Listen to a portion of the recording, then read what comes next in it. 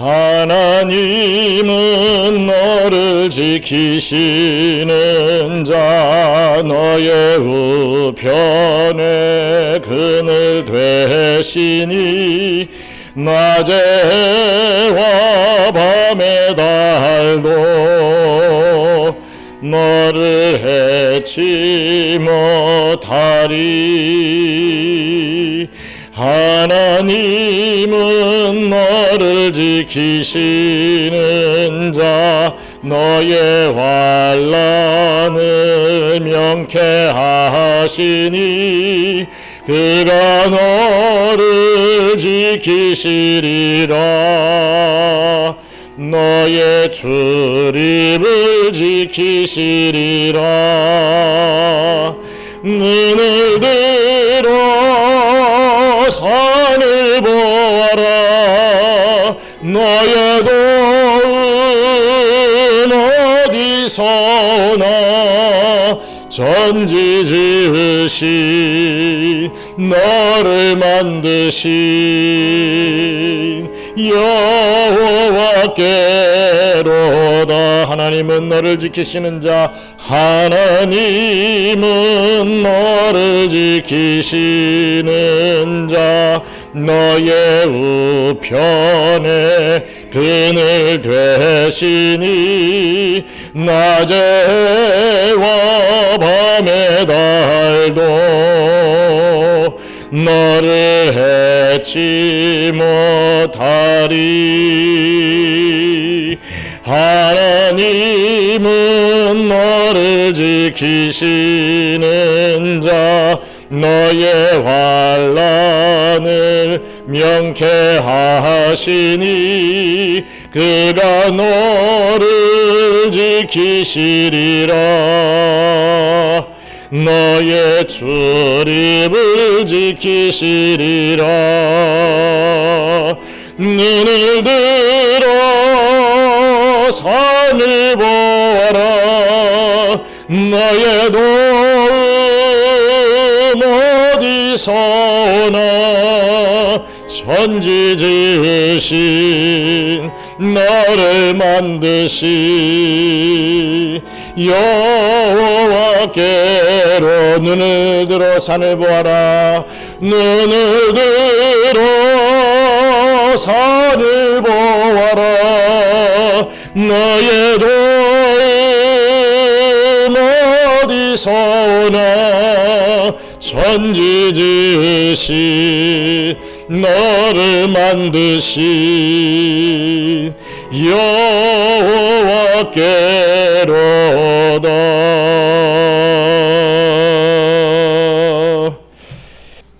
하나님의 말씀 요한복음 14장 25절로 31절 말씀입니다. 요한복음 14장 25절로 31절 말씀 우리 함께 한 목소리로 봉독하도록 하겠습니다. 내가 아직 너희와 함께 있어서 이 말을 너희에게 하였거니와 보혜사 곧 아버지께서 내 이름으로 보내실 성령 그가 너희에게 모든 것을 가르치고 내가 너희에게 말한 모든 것을 생각나게 하리라. 평안을 너희에게 끼치노니 곧 나의 평안을 너희에게 주노라. 내가 너희에게 주는 것은 세상이 주는 것과 같지 아니하니라. 너희는 마음에 근심하지도 말고 두려워하지도 말라. 내가 갔다가 너희에게로 온다 하는 말을 너희가 들었나니 나를 사랑하였더라면 내가 아버지께로 감을 기뻐하였으리라. 아버지는 나보다 크심이라. 이제 일이 일어나기 전에 너희에게 말한 것은 일이 일어날 때에 너희로 믿게 하려 함이라. 이후에 내가 너희와 말을 많이 하지 아니하리니 이 세상에 임금이 오겠음이니라. 그러나 그는 내게 관계할 것이 없으니 오직 내가 아버지를 사랑하는 것과 아버지께서 명하신 대로 행하는 것을 세상이 알게 하려 함이로라. 일어나라 여기를 떠나자 하시니라. 아멘. 우리 예수님은 이제 곧 떠나실 것에 대해 제자들에게 말씀을 해 주셨습니다. 그러나 그 떠남, 예수님께서 떠난다라고 하는 그 떠남은 결코 이 절망적인 것이 아니었습니다. 우리 예수님은 떠나가시지만 다른 보혜사, 즉 성령께서 제자들에게 찾아올 것임을 약속해 주셨습니다. 그리고 그 성령께서 오심으로 성령과 하나이신 그리스도께서도 제자들과 그리고 이 언약 백성들과 영원히 함께 하실 수 있다라고 하는 그 말씀을 해 주셨던 것이죠. 그 성령으로 주님을 사랑하게 되고 그 사랑으로 즐거이 계명을 지키는 삶을 살 수 있다고 말씀을 해 주신 것입니다. 오늘 본문은 지난주에 살펴보았던 앞에 말씀에 이어서 이 보혜사 성령님의 다른 역할에 대해서 추가적으로 우리 주님께서 말씀해 주시는 내용입니다. 오늘 말씀을 통해서 삼위 하나님의 역할에 대해 더욱 알아감으로 은혜를 받는 귀한 시간 되기를 주님의 이름으로 축원합니다. 먼저 첫째로 보혜사 성령 하나님의 사역에 대해서 우리가 좀 알기를 원합니다. 요한복음 14장 25절로 26절 말씀 같이 읽겠습니다.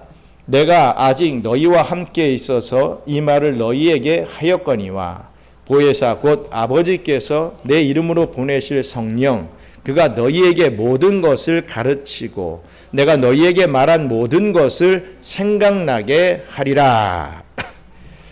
우리 지난주에 살폈던 것처럼 이 보혜사라고 하는 말씀의 이 단어의 이 호칭의 내용이 무엇입니까? 뜻이 무엇입니까? 바로 옆에서 돕는 분이라는 의미를 가진 말이 바로 보혜사입니다. 그리고 이 보혜사에 대해서 이 진리의 영이라고 우리 주님께서는 말씀해 주셨죠. 예수님은 오늘 본문을 통해서 이 보혜사가 바로 성령 하나님이심을 밝히 드러내 보여주십니다. 또한 이 성령 하나님은 아버지께서 보내시는 분이다. 즉 성부 하나님이 보내시는 분이다 라는 것을 밝히고 있습니다. 바로 이 부분에서 이 서방교회와 이 동방교회가 나누게 됩니다. 이 동방교회 즉 이 그리스 정교회나 이 러시아 정교회 같은 이 정교회에서는 성령은 성부 하나님에게서만 나온다라고 믿습니다. 교리적으로 말이죠. 그리고 우리 서방교회 즉 이 개신교회는 성령이 성부 하나님과 성자 예수님에게 나온다라고 믿습니다. 왜냐하면 오늘 본문의 말씀에서도 보면 내 이름으로 보내실 성령 이렇게 말씀을 하고 있죠. 즉 예수님을 통해 성령께서 오신다라고 밝히고 있다라는 말씀입니다. 그래서 사도 바울은 성령을 그리스도의 영이다라고까지 말씀을 합니다. 우리 로마서 8장 9절 말씀 같이 읽겠습니다. 만일 너희 속에 하나님의 영이 거하시면 너희가 육신에 있지 아니하고 영에 있나니 누구든지 그리스도의 영이 없으면 그리스도의 사람이 아니라. 아멘. 그리스도의 영이 없으면 그리스도의 사람이 아니라. 이 성령을 그리스도의 영이라고 표현합니다. 그리스도의 영이 없으면 그리스도의 사람이 아니라고 우리 사도 바울은 말하고 있습니다. 그러므로 우리 정통 기독교 교리는 삼위일체 하나님을 기억할 때 이 성령님에 대해서 어떻게 이해하느냐 하면 웨스트민스터 신앙고백서 2장 3항에 이 성부에게서도 나오지만 성자에게서도 나온다라고 분명히 설명하고 있기 때문입니다. 신앙고백서 우리 웨스트민스터 신앙고백서 2장 3항에 이렇게 성부 성자, 성령, 이 삼위일체 하나님에 대해서 설명을 하고 있습니다. 우리 같이 한번 읽어보겠습니다. 하나님의 본체는 삼위가 계시는데 성부 하나님, 성자 하나님, 성령 하나님으로 그 실체와 권능과 영원성은 하나이시다. 성부는 누구에게나 속하지 않으시고 어디에서 났거나 나오지도 않으시고 성자는 영원히 성부에게서 나오시고 성령은 영원히 성부와 성자에게서 나오신다. 아멘. 여기서 중요한 것은요, 성부, 성자, 성령은 그 실체와 그 권능과 그 영원성이 하나이시다 라고 하는 이 부분입니다. 동일하시다는 거죠. 성부, 성자, 성령, 하나님은 동일하시다라는 말씀입니다. 성령이 하나님에게서 나오고 그리스도를 통해서 나오신다라고 해서 뭐 성령 하나님이 성부 하나님보다 뭐 열등하고 성자 예수님보다 열등한, 그래서 뭐 성부와 성자에게 종속된 분이 성령 하나님이다, 이런 게 아니라는 것입니다. 성부, 성자, 성령은 동등하다라는 것을 우리가 믿어야 합니다. 이 성부와 성자를 통해서 오시는 성령 하나님은 자기 스스로를 드러내지 않고 서로를 비춰주고 설명하신다는 거죠. 성령 하나님은 성부 하나님을, 성자 예수님을, 성자 우리 하나님을 비춰준다, 조명해준다, 깨닫게 해준다, 믿게 해준다, 이 말씀입니다. 예수님은 하나님을 설명하시고 이 성령님은 하나님과 그리스도를 설명하십니다. 그렇기 때문에 성령 하나님은 거룩한 수줍음을 가지신 삼위 하나님이다 라고 표현까지도 하시죠. 드러내진 않으시지만 좀 뒤에서 뭔가 좀 수줍음을 가지면서 사람들을 돕는 그런 모습을 띠고 있다 해서 거룩한 수줍음을 가지신 삼위 하나님이다, 이렇게까지 표현을 합니다. 그래서 제자들이 오순절 성령을 받고 난 이후에 예수님의 본 사역과 이 말씀의 의미를 성령님이 오셨을 때 깊게 깨닫게 되는 것입니다. 예수님과 같이 있을 때는 말씀 막 듣고 뭐 많은 것도 많아졌는데 솔직히 정확하게 지금 깨닫지 못했던 거예요. 그래서 예수님이 간다니까 왜 가십니까? 우리가 예수님의 보좌 우편 또 좌편에서 내가 한 자리 해 먹어야 되는데 뭐 이런 얘기도 하면서 나만은 뭐 배신 안 할 겁니다 이러면서 막 의기투합하고 막 이렇게 했던 부분들이 있지 않습니까? 깨달음이 없었기 때문에 자기 혈기가 나오고 자기 나름대로 생각대로 해석을 한 것이지요. 하지만 성령님이 오셨을 때 제자들은 성령을 받고 나서 깨달음을 받게 된다. 그래서 제자들이 그 성령을 받고 난 후에 변화를 받게 된 것입니다. 성령을 받고 난 이후에 사도행전 2장에 나오는 베드로의 설교를 한번 그런 개념, 그런 관점을 가지고 한번 여러분들이 한번 사도행전 2장을 읽어보시기 바랍니다. 이 구약의 요에서와 이 시편의 내용들을 자유자재로 인용을 하면서 그리스도의 주되심을 이 베드로가 지금 선포하고 있습니다. 베드로가 어부입니다. 어떻게 보면 무식한 사람입니다. 그 이전 어리석었던 모습과는 전혀 다른 모습을 갑작스럽게 보여주죠. 어떻게? 성령을 받았을 때 확 변화받게 됩니다. 다시 말해 성령을 받으면 말씀이 깨달아진다라는 말씀입니다. 그리고 성령을 받으면 그리스도의 말씀을 생각나게 한다, 기억나게 한다라고 오늘 본문에 말씀하고 있지요. 그래서 제자들은요, 예수님의 말씀을 성령의 능력으로 기억을 해서 수십 년이 지난 후에도 예수님의 말씀을 기억하여 복음서를 쓰게 됩니다. 저 같은 경우는 거의 뭐 여기 계신 분들 마찬가지지만 오늘 일을 내일 가면은 내가 뭐 했더라, 무슨 기억이 있었더라, 기억력이 없습니다. 그냥 막 다 휘발돼서 날아가 버리죠. 근데 수십 년이 지나도 예수님이 하셨던 말씀이 기억이 나서 그걸 성경에 기록했다는 것입니다. 옆에서 뭐 아이패드 같은 걸로 따다다다다 해가지고 그 옛날 했던 걸 보고서 한 게 아니라 기억나게 해서 그대로 영감을 가지고 적게 했다, 이겁니다. 그게 성령님의 하시는 일이라 이거죠. 기억나게 하는 것. 요한 같은 경우도 보십시오. 이 요한복음은요, AD 90년에 요한이 반모섬에 유배 갔을 때 쓴 이 성경입니다. 그렇다면 예수님과 이별한 후 한 60년이 지난 시점이란 거죠. 60년이 지난 뒤에도 이렇게 상세하게 예수님의 말씀을 기억하며 기록했다는 겁니다. 이것이 바로 성령님의 도우심이라는 거죠. 우리 디모데 후서 3장 16절 말씀 같이 한번 읽겠습니다. 모든 성경은 하나님의 감동으로 된 것으로 교훈과 책망과 바르게 함과 의로 교육하기에 유익하니. 여기서 이 감동이라고 하는 말은 헬라어로 푸뉴마라고 합니다. 푸뉴마. 이 말은, 이 푸뉴마라는 말은 호흡 또 영이라는 말의 이 해석으로 쓰일 수 있죠. 그래서 우리는 성경이 하나님의 영, 이 성령의 도심으로 기록된 책이라고 믿는 것입니다. 그래서 성경이 성령의 암호로 기록된 책이기 때문에 그냥 읽으면 어떤 지식적으로는 우리가 알 수 있지만 성령을 받지 않고서는 그 성령의 암호를 해석할 수 없다는 것입니다. 성령을 받지 않고서는 성령을 깨달을 수 없다라는 말씀이 바로 이 말씀입니다. 성경은 그래서 성령 받은 사람만이 깨닫고 믿을 수 있는 것이죠. 지식적인 것은 우리가 알고 암기할 수도 있겠지만 정말 그것을 깨닫게 해주시는 것은 성령님의 영을 받아야 된다라는 사실입니다.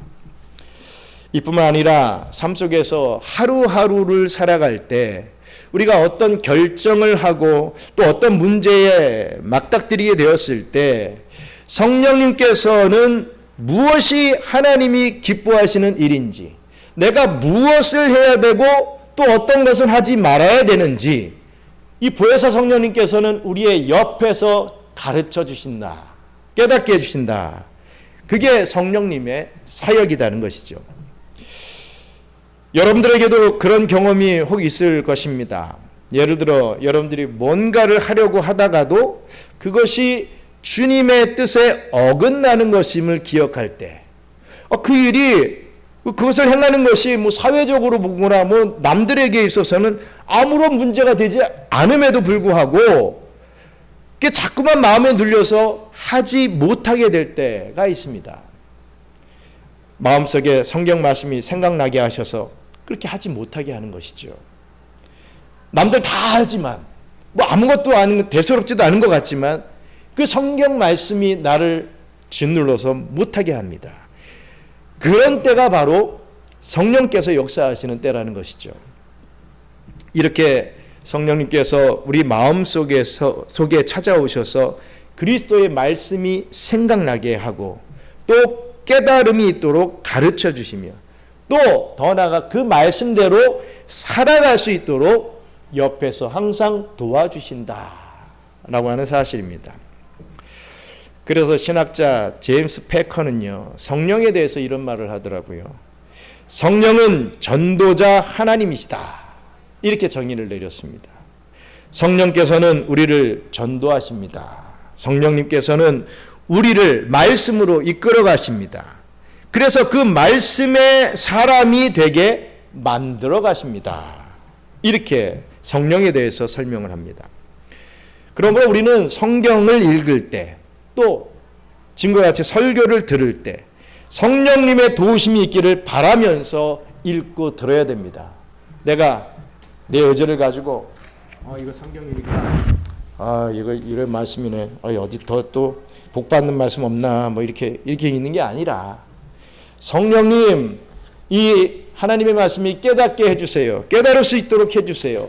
또 그 말씀을 믿게 해주세요. 그 말씀대로 행할 수 있게 해주세요. 라고 하는 그 마음을 가지고 우리가 성경을 읽어야 된다는 것이죠. 성경 지식이 있지만 성령 받지 못한 사람이 있기 때문입니다. 자유주의자들 또 인본주의자들은 이런 사람들이 많다는 거죠. 왜? 성경 많이 알고 하지만 결국은 예수님의 부활을 믿지 않습니다.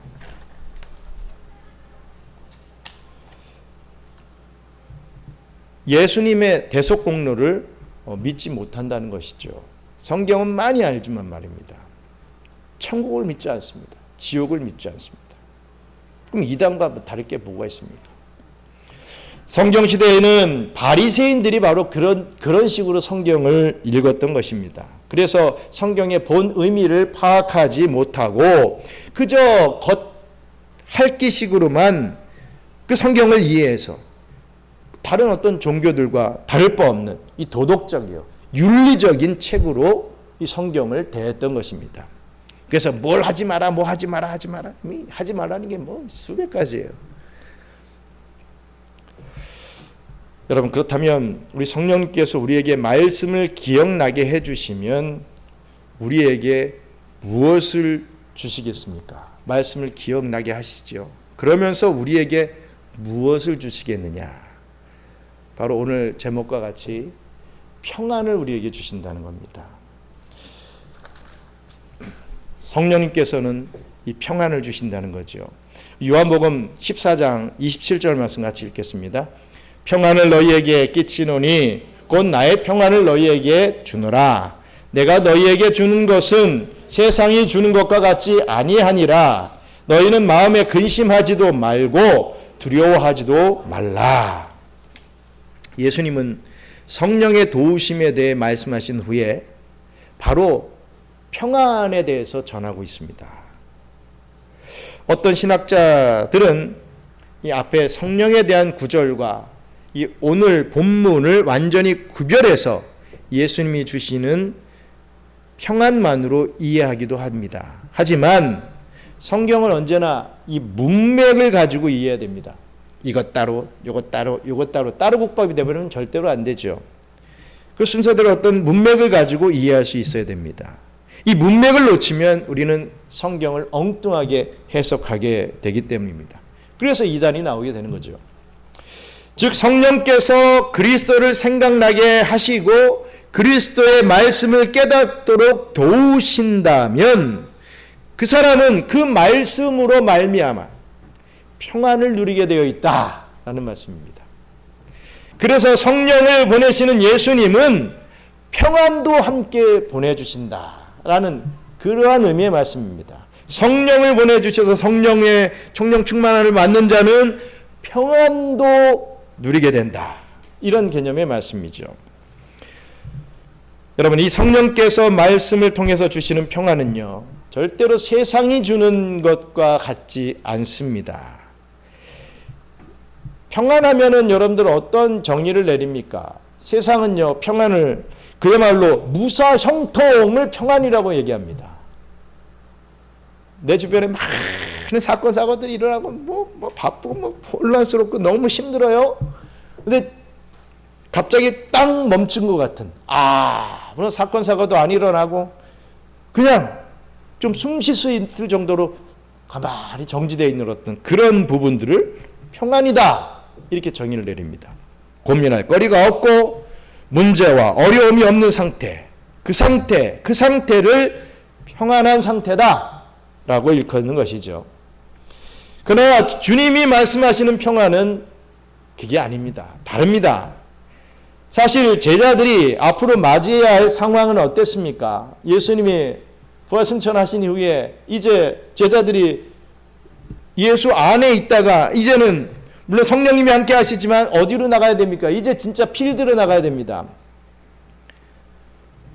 마치 이배급했던 이스라엘 백성들이 그 애굽의 그 비닐하우스에서 400년 동안을 이렇게 주님의 은혜 안에 백성들이 양성됐던 것 같이 제자들도 마찬가지로 예수님 품 안에서 말씀 배우면서 잘 살았다 이거지요. 이젠 그 비늘망이 거쳐집니다. 그늘이 없어진 겁니다. 이제 제자들끼리 뭘 해야 되는 그런 상황이라는 것이죠. 혼돈 그 자체였다 이겁니다. 야, 이거 어떻게 하나? 이제는 뭘 해야 되지? 어떻게 무슨 전도를 할 것이며 어떻게 교회를 세우지? 막막한 그 자체였습니다. 부활의 주님을 전하다가 옥에 갇혀야 했고 돌에도 맞아야 했고 뭐 도망도 다녀야 했으며 잡히면 죽기까지 해야 됐습니다. 여러분, 이게 평안입니까? 우리가 생각하는 평안을 지금 제자들이 누리고 있습니까? 우리 주님께서, 예수님께서 분명히 성령을 주시고 너에게 평안을 끼치겠다고 하셨는데 정말 이게 평안이냐라는 말씀입니다. 그래서 주님이 주시는 평안은 세상이 주는 것과 같지 않다. 라고 말씀을 드리는 것입니다.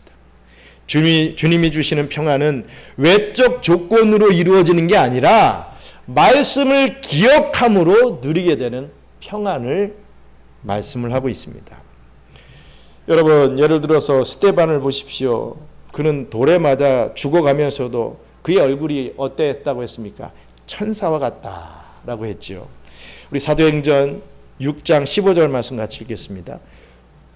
공회 중에 앉은 사람들이 다 스데반을 주목하여 보니 그 얼굴이 천사의 얼굴과 같더라. 지금 이 상태는 어땠습니까? 스데반이 지금 막 좀 돌을 맞은 상태입니다. 돌 맞기 전에가 아니라 돌 맞고 있는 그 상황을 지금 얘기를 하는데, 뭐 돌을 막 맞고 있는데 스데반이 천사와 같은 얼굴로 웃고 있더라는 것입니다.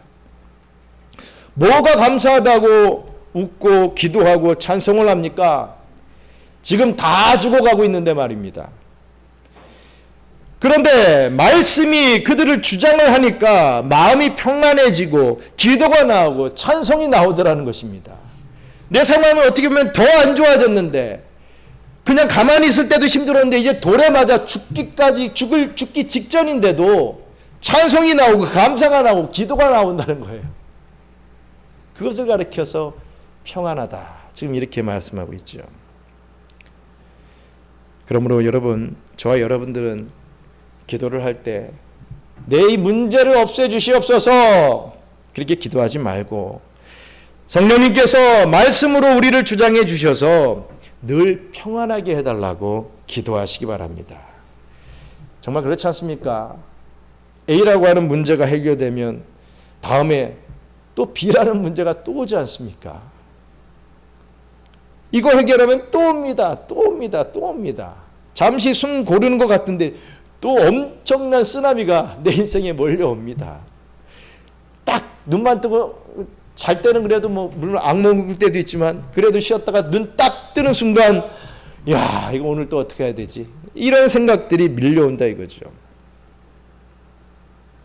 죄로 인해 오염된 세상은 이렇게 가시덤불과 엉겅퀴를 계속해서 내어놓게 되어 있습니다. 여러분, 여러분들이 생각하는 평안한 삶, 아무것도 일도 생기지 않고 그냥 좋게 지나가는 삶, 여러분, 과연 세상에서 그런 삶을 누리는 사람이 있을까요? 뭐 돈이 많다고 그런 생각을 가질 수 있을까요? 아니라 이거죠. 죄로 인해서 세상은 오염이 됐습니다. 그래서 항상 가시덤불과 이 엉겅퀴를 배출해내죠. 우리는 그 속에 놓이게 되어 있습니다. 놓이게 되어 있다 이거죠.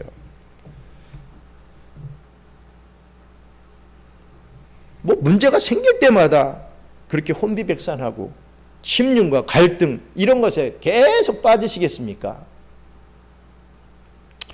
18세기 성령의 사람 데이비드 브레이너는 인디언에게 복음을 전하기 위해 헌신하다가 뭐 아주 이 어린 나이 20대 중반부터 병마와 싸우게 되었다고 합니다. 그는 복음을 전하다가 피를 토하는 일이 여러 번 있었습니다. 극심한 고통을 느껴야 했죠. 그러나 심히 허락하는 한 인디언들을 돌아보고 또 그 병든 몸을 이끌어서라도 복음을 전했습니다. 그러다가 29살의 나이에 폐결핵으로 결국 하나님의 부르심을 받게 됩니다. 그의 병마와 고통은 하나님을 더 찾게 만드는 그런 힘의 원동력이 되었습니다. 그는 묵상의 시간을 자주 가지면서 그 자신이 묵상한 것을 기록을 해두었는데, 이것이 후대에 알려진 이 브레이너드의 일기라고 하는 그러한 책으로 나왔죠. 그는 고통이 찾아올 때 하나님을 떠올렸다고 합니다. 따라서 그의 고통은 하나님의 말씀을 더 깊게 이해하게 해 주었고, 그의 고난은 하나님을 더 뜨겁게 예배하고자 하는 그러한 마음을 주었다고 합니다. 그래서 그가 인도하는 예배에 참석한 사람들도요, 그가 전하는 말씀으로 큰 은혜를 받았다고 하지요. 그러다가 죽기 얼마 전 이 브레이너드는 그의 일기에서 이렇게 기록합니다. 오, 거룩해질 수만 있다면 내 영혼이 하나님을 더 많이 경험할 수 있다면 이 기분 좋은 고통이요, 그로 인해 내 영혼은 더욱 하나님을 추구하게 된다. 천국 가는 길에 머뭇거리는 일이 없기를. 성령이 저와 여러분을 지배하게 하시기 바랍니다. 말씀이 저와 여러분을 지배하게 하시기 바랍니다. 그래서 여러분들의 영혼이 평안하게 하십시오. 그럴 때 우리 주님께서 말씀하시는 것처럼 근심을 이겨내고 두려움을 이겨낼 수 있게 됩니다. 믿으시길 축원합니다. 셋째로 성령을 통해 또 얻는 것이 있습니다. 바로 믿음을 얻게 됩니다. 요한복음 14장 28절 같이 읽겠습니다. 내가 갔다가 너희에게로 온다 하는 말을 너희가 들었나니 나를 사랑하였더라면 내가 아버지께로 감을 기뻐하였느니라. 아버지는 나보다 크심이라. 우리 예수님은 지금까지 갔다가 제자들에게 온다는 것을 이 말씀하셨습니다. 십자가 죽음으로 죽으셨다가 앞으로 성령을 통해 제자들에게 오심을 말씀해 주신 것이죠. 이제 이 사실을 제자들은 믿어야 했습니다. 그래서 예수님은 나를 사랑하였더라면 내가 아버지께로 감을 기뻐하였느니라 라고 말씀을 하십니다. 지금 제자들은 이 말씀에 대해 전적으로 기뻐하지 못하고 있는 것을 우리가 알 수가 있지요. 제자들은 당황하고 바로 그 자리에서 불안해하고 있었을 것이 분명합니다. 제자들은 아직 예수님의 깊은 뜻을 이해하지 못했기 때문입니다. 다르게 표현하자면 지금 우리 주님의 표현대로 온전히 주님을 사랑하지 못했기 때문에 지금 불안해하고 있다라는 것이죠. 신약학자 이 카손이라고 하는 사람은 이렇게 말을 합니다.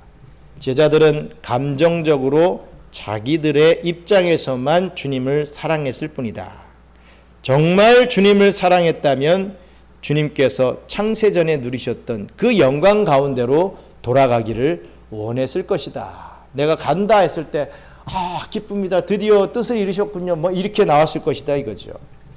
요한복음 14장 29절로 30절 말씀 읽겠습니다.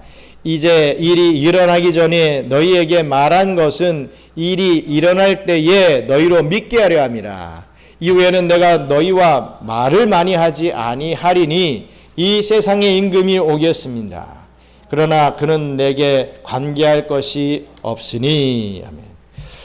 예수님은요, 제자들이 믿기를 원했습니다.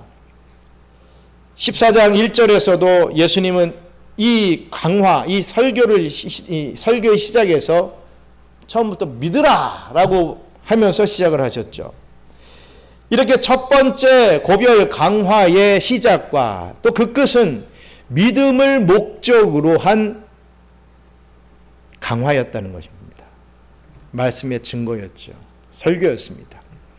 이제 앞으로 예수님의 고난이 이 눈앞에 다가왔기 때문입니다. 세상의 임금이 이제 곧 예수님을 찾아오기 때문이다 라고 했습니다. 여러분, 이 세상의 임금이, 여기서 지금 말하는 임금이 누구를 얘기하는 것일까요?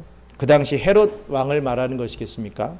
아니면 본디오 빌라도 같은 사람을 일컬어서 세상의 왕이다 이렇게 말하는 것이겠습니까? 예수님은 이 세상의 임금에 대해서 12장 31절에 요한복음 12장 31절에 언급을 했습니다. 우리 12장 31절 같이 읽겠습니다. 이제 이 세상에 대한 심판이 이르렀으니 이 세상의 임금이 쫓겨나리라. 즉 예수님의 십자가 사건으로 쫓겨나는 세상의 임금은 헤롯이 아닙니다. 본디오 빌라도도 아닙니다. 그들의 배후에 있는 사탄을 얘기하는 것이죠. 이제 곧 사탄은 사람들을 충동시켜서 예수님을 십자가에 못 박게 하려 할 것입니다. 그러나 예수님은 이 사탄과 관계가 없다라고 말씀하시죠. 사단이 예수님을 공격하지만 아무런 영향을 주지 못한다라는 것입니다. 사단의 계교와 사단의 간교로 예수님이 십자가에 못 박히신 거 아닙니다. 사단에게 이 져가지고 힘에 눌려가지고 능력이 없어서 십자가에 못 박힌 거 아닙니다. 예수님은 십자가에 못 박아 죽어주시기 위해서 이 땅에 오신 것이지 사단 때문에 그런 거 아니라는 거죠. 사람들은 착각을 합니다. 사단이 예수님을 공격하시지만 예수님은 아무런 영향을 받지 않습니다. 사실 사탄은 예수님을 십자가에 못 박았다고 자기 딴에는 막 쾌재를 부를지 모르겠지만 예수님은 아버지의 뜻에 따라 십자가에 달리시고 죽으실 분이라는 거죠. 제가 종종 설명을 했죠. 이 뱀을 잡을 때 어떻게 잡습니까? 이 두 손가락 같이 생긴 이런 나무 막대기로 뱀의 머리를 딱 찝지 않습니까? 뱀의 머리를 딱 찍으면 뱀이 죽습니까? 안 죽습니다. 뱀이 절대로 우리를 해할 수 없는, 우리에게 영향력을 끼칠 수 없다 이거죠. 근데 뱀은 막 꼬리를 막 휘저었겠지요. 어떻게든 우리에게 해를 주려고. 그럼 우리는 어떻게 됩니까? 유혹에 빠져가지고 그 안에 쭉 가까이 가면 틱 맞게 된답니다. 그게 우리가 사단의 유혹에 빠져서 어떤 그 영향력을 끼칠 수도 있습니다. 하지만 절대로 우리를 멸하게 할 이 뱀의 이빨은 완전히 붙잡혀 있다는 거죠. 죽진 않았지만 죽음 받은 그런 존재라 이겁니다. 절대로 우리에게 우리의 어떤 구원의 문제에서 영향력을 끼칠 수 없다. 많은 사람들이 이 세상을 하나님과 사탄, 예수님과 사탄의 대결의 무대로 생각합니다. 참 어리석은 생각이죠. 그것은 사탄을 너무 과대평가한 겁니다. 사탄이 나에게 어떻게 할까? 사탄의 유혹에 빠지지 않도록 우리는 거리만 두고 있으면 아무런 해를 받지 않는데, 그런데도 이 유혹에 빠지고 가끔씩 얻어 터질 때가 있어요. 왜? 기도 안 할 때, 성령 충만하지 않을 때는 이게 뭔가 가까이 간다 이거죠. 그럼 여지없이 뺨 한 대 맞는 겁니다. 하지만 죽지 않습니다. 하나님의 백성들 절대로 죽어가지고 지옥 가는 거 아니죠. 또 맞으면 주여 그래서 깨닫고 나오지 않습니까? 그 모든 것이 다 하나님의 섭리다 이거죠. 사단은요 예수님의 적수가 되지 못합니다. 기껏 타락한 피조물인 사단이 이 창조주와 어떻게 대결을 한단 말입니까? 다만 예수님을 따르는 제자들에게 조그마한 영향을 미칠 뿐이었습니다. 예수님은 이 사탄에게 미혹되지 않게 미리 앞으로 일어날 일에 대해 이렇게 말씀해 주신 것입니다.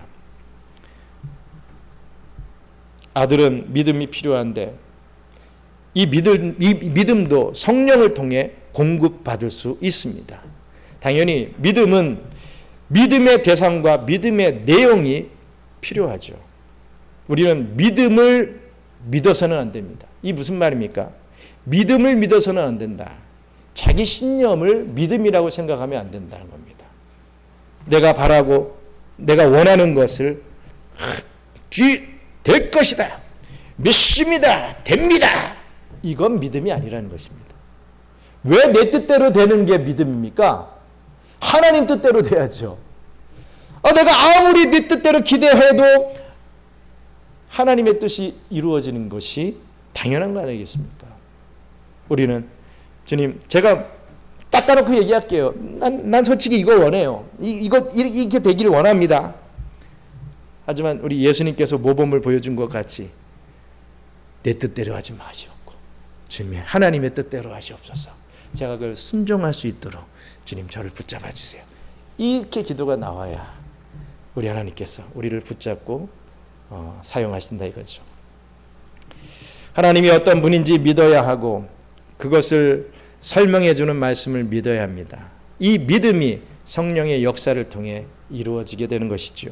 그래서 믿음과 성령이 평행되어 사용되는 경우가 이 성경에 참 많이 나오고 있습니다.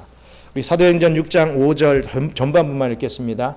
온 무리가 이 말을 기뻐하여 믿음과 성령이 충만한 사람 스데반과, 우리가 직분을 세울 때 믿음과 성령이 충만한 사람을 세웠다라고 하는 그 근거를 제시하고 있습니다. 스데반을 세울 때 믿음과 성령이 충만한 사람이다, 이렇게 분명히 얘기하고 있죠. 믿음과 성령이 같은 동일 성상에 놓여지고 있습니다. 또 사도행전 11장 24절 같이 읽겠습니다. 바나바는 착한 사람이요 성령과 믿음이 충만한 사람이라 이에 큰 무리가 주께 더하여지더라. 믿음과 성령 또 동일선상에 두고 있습니다. 갈라디아서 5장 5절 같이 읽겠습니다.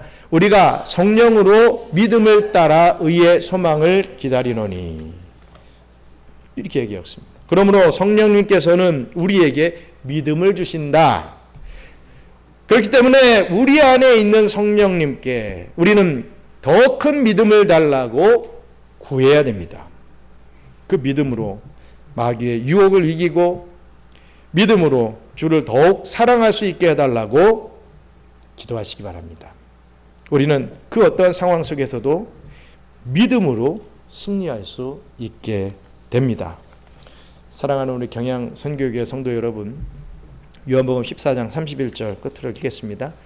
오직 내가 아버지를 사랑하는 것과 아버지께서 명하신 대로 행하는 것을 세상이 알게 하려 함이로라.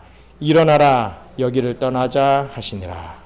예수님은 이 첫 번째 고별 광화를 마치시고 그 유월절 식사 자리를 떠나셨습니다. 그리고 제자들이 예수님께서 얼마나 성부 하나님을 사랑하시는지, 그리고 그분의 명령대로 행하시는지 이 제자들이 알기를 원하셨습니다. 이제 곧 예수님은 떠나시죠. 이 제자들은 부활 후에 예수님을 다시 만나게 되지만 그것도 잠시였습니다. 예수님은 결과적으로 떠나십니다. 그러나 예수님은 성령을 보내주심으로 제자들과 영원히 함께 하십니다. 그 성령으로 제자들은 예수님이 주시는 그 말씀의 능력으로 사랑할 수 있고 또 평안할 수 있으며 또 믿음으로 삶을 살 수 있게 된 것입니다. 이것은 불안했던 제자들에게, 정말 낙심했던 제자들에게 큰 소망이 되었습니다. 마찬가지로 우리는 성령님께서 내 안에 계신다는 그 사실을 기억해야만 합니다. 제자들에게 임하여 사랑하게 했고 평안하게 했던 그 보혜사 성령 하나님이 오늘날 바로 지금 내 안에 계신다라는 사실을 기억해야 합니다. 성령 하나님이 여러분들의 삶을 이끄실 것입니다. 성령께서 여러분들에게 말씀을 기억나게 하실 때 그때 순종하시기 바랍니다. 바로 이 찬송가의 가사처럼 우리는 순종해야 됩니다. 성령이 계시네, 할렐루야, 우리와 함께 계시네, 좁은 길을 걸으며 밤낮 기뻐하는 것, 주의 영이, 우리 성령님이 우리 보혜사께서 함께 하시기 때문이다 라고 하는 이 찬송의 고백이 바로 저와 여러분들의 고백이 되어지는 은혜가 있기를 주님의 이름으로 축원합니다. 기도하고 주님 오늘 마치겠습니다. 여러분, 과연 성령 하나님이 우리에게 임하신다, 성령님이 우리에게 말씀을 깨닫게 하시고 하나님의 말씀을 기억나게 하시고 또 그러므로 믿음을 주시고 평안을 주신다, 평안을 주시고 믿음을 주신다, 이 내용을 한번 우리가 가슴 깊숙이 묵상을 하면서 정말 나는 내 삶은 그러한 작용을 하고 있는지, 그냥 뭐 세상 거 바꿔가지고 막 이리저리 그냥 방황하다가 끝나는 인생인지, 아니면 정말 성령님이 나와 내주 동행하심으로 말씀이 깨닫게 되고 기억나게 되고 그 말씀을 믿고 그 말씀을 순종하면서 내가 움직이고 있는 그런 삶인지 한번 생각해보고 정말 성령 충만한 삶을 살게 해 주시옵소서. 성령님이 이끌어 주시는 삶대로 따라갈 수 있는, 순종하며 살아갈 수 있는 저희들 되게 해달라고 함께 기도하겠습니다. 감사합니다. 하나님, 정말 성령 충만함을 받은 자들, 성령님이 임하시면 하나님의 말씀이 깨달아지고 하나님의 말씀이 기억이 나고 그 말씀대로 행하는 믿음을 얻게 된다는 것을 깨닫게 되었습니다. 또한 평안을 얻게 되어서 그 어떤 상황 속에서도 내 주변과 내 삶은 바뀌지 않았지만 정말 내 마음의 평강이 깃들고 더 담대히 주님을 쫓아갈 수 있는 그러한 저희가 됨을 깨닫게 하신 것 감사합니다.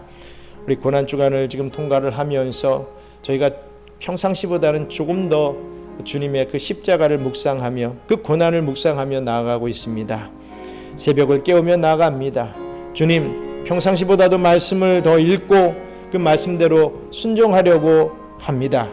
세상의 것 좋은 것들 취하려고 했던 그 마음들을 내려놓고 그래도 이 기간만큼은 더 내가 경건해야지, 내가 하고 싶은 것을 좀 덜 하면서 예수님의 고난과 그 고난에 동참해야지라고 하는 그런 마음을 갖게 해주시는 것도 성령 하나님의 은혜일 줄 믿사오니 주님께서 이끄시는 대로 이 일주일을 잘 승리하며 살아갈 수 있게 도와주시고 우리 금요일 정사 기념 예배와 또 부활주일 우리 이 주일 예배를 통하여서 더욱더 하나님의 큰 영광 올려드릴 수 있는 저희 경영의 성도들 다 될 수 있도록 축복해 주시옵소서. 감사합니다. 하나님, 성령 받은 자가 말씀을 깨닫게 되고 그 말씀을 기억하게 되고 그 말씀대로 행하게 되고 그러한 과정 속에서 평안함을 갖고 또 믿음의 삶을 살게 된다는 것을 다시 한번 깨닫게 하신 것 감사합니다.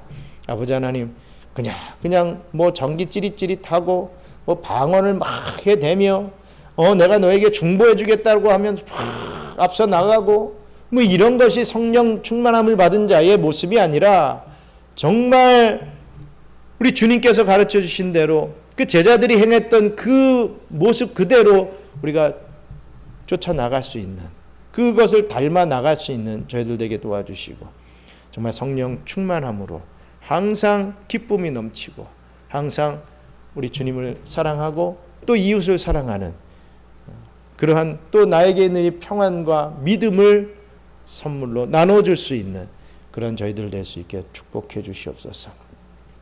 그러한 믿음의 공동체로 계속해서 세워지기를 원하고 있사오니 주님께서 은혜 더해 주시고 우리 경양 선교교회를 기억하여 주시고 이 필리핀에서 주님께서 맡겨주신 이 선교의 사명 더 잘 감당해 나갈 수 있도록 은혜 베풀어 주시옵소서. 감사를 드리며 모든 말씀 예수님 이름으로 기도드리옵나이다. 아멘. 주기도문으로 마치겠습니다.